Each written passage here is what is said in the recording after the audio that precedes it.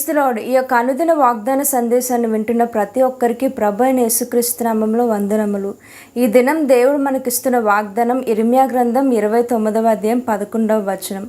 నేను మిమ్మల్ని గూర్చి ఉద్దేశించిన సంగతులను నేను ఎరుగుదును. రాబో కాలమందు నీకు నిరీక్షణ కలుగునట్లుగా అవి సమాధానకరమైన ఉద్దేశంలే కానీ హానికరమైనవి కావు. ఇదే యెహోవా వాక్కు. ఈ యొక్క వాగ్దానం బట్టి దేవుని నామానికి మహిమ కలుగును గాక.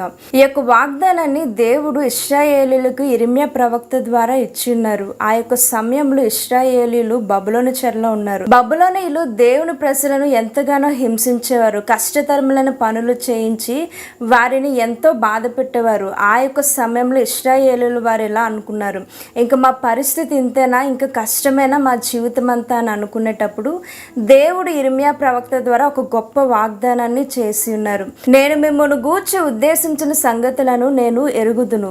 రాబో కాలమందు నీకు నిరీక్షణ కలుగునట్లుగా అవి సమాధానకరమైన ఉద్దేశంలే కానీ హానికరమైనవి కావని ఇశ్రాయేలీయులకి దేవుడు ఒక గొప్ప వాగ్దానం ఇచ్చిన్నారు. అంటే ఇశ్రాయేలీయుల పట్ల దేవుడికి కలిగిన ఉద్దేశము ఎంతో గొప్పది, అది సమాధానకరమైనది.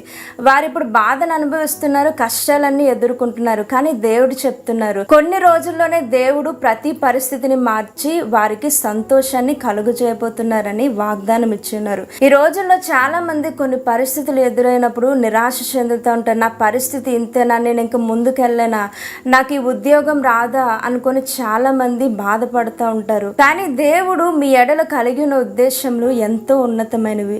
ఎందుకంటే యెషయా గ్రంథం 55:8-9 మనం చూస్తూ ఉంటాం, నా తలంపులు నీ తలంపులు వంటివి కావు, మీ త్రోవలు నా త్రోవలు వంటివి కావు. ఇదే యెహోవా వాక్కు. ఆకాశంలో భూమిపైకి ఎంత ఎత్తుగా ఉన్నవో మీ మార్గముల కంటే నా మార్గములు, మీ తలంపుల కంటే నా తలంపులు అంత ఎత్తుగా ఉన్నవి. అంటే దేవుని కొరకు మనం నమ్మకంగా జీవిస్తే దేవుడు మన ఎడల తన ఉద్దేశాన్ని తప్పకుండా నెరవేరుస్తారు. ఆయన ఉద్దేశాలు ఎంత గొప్పవంటే దావీదు జీవితాన్ని మనం చూసినట్లయితే దావీదును అందరూ ఒక గొర్రెల కాపరిగా చూశారు, కానీ దేవుడు మాత్రం ఇశ్రాయేలుకి రాజుగా చూశారు. అంటే ఆయన తలంపులు మన తలంపులు వంటివి కాదు.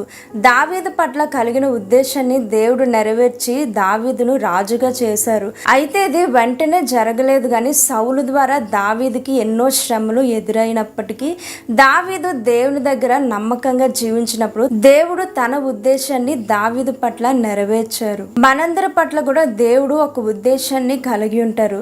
అయితే దేవుని దగ్గర మనం నమ్మకంగా జీవించినప్పుడు దేవుడు తన యొక్క ఆలోచన మన జీవితంలో స్థిరపరుస్తారు. ఎందుకంటే సామెతలు 19:21 మనం చూస్తూ ఉంటాము, నరుని హృదయంలో ఆలోచనలు అనేకములుగా పుట్టును, గాని యెహోవా యొక్క తీర్మానమే స్థిరమైనది. అంటే మన హృదయంలో అనేకమైన ఆలోచనలు మన కోసం ఉన్నా సరే దేవుని యొక్క ఆలోచన స్థిరమైనదని ఈ వాక్యంలో మనం చూస్తూ ఉంటాము.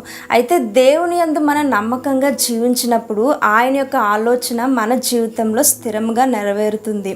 ఆ ఉద్దేశము కీర్తనలు 33:11లో ఆయన మన ఎడల కలిగి ఉన్న ఆలోచన సదాకాలము నిలుచును, ఆయన సంకల్పము తరతరములు మన ఎడల నిలుస్తాయి. అంటే మన ఎడల దేవునికున్న ఆలోచన సదాకాలము మన ఎడల నిలుస్తుంది.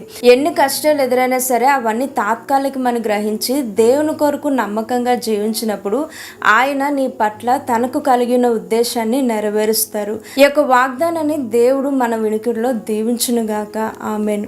ప్రార్థన చేసుకుందామండి. అందరూ నాతో కలిసి ఏకీభవించవలసిందిగా కోరుచున్నాను. ప్రార్థన చేసుకుందాం. మహోన్నతుడ, మహాగణుడ, సర్వశక్తిమంతుడ, నీకు వందనములు చెల్లించుకుంటున్నాం ప్రభా. నాయన అయ్యా, నీవు మాట్లాడి ఉన్నావు ప్రభా తండ్రి. మా యొక్క జీవితంలో నీవు కలిగిన ఉద్దేశంలో ఎంతో గొప్పవని ప్రభా.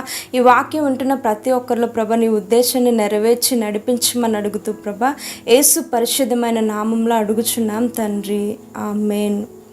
ప్రభు మిమ్మును మీ కుటుంబంలో దీవించునుగాక. ఆమేన్.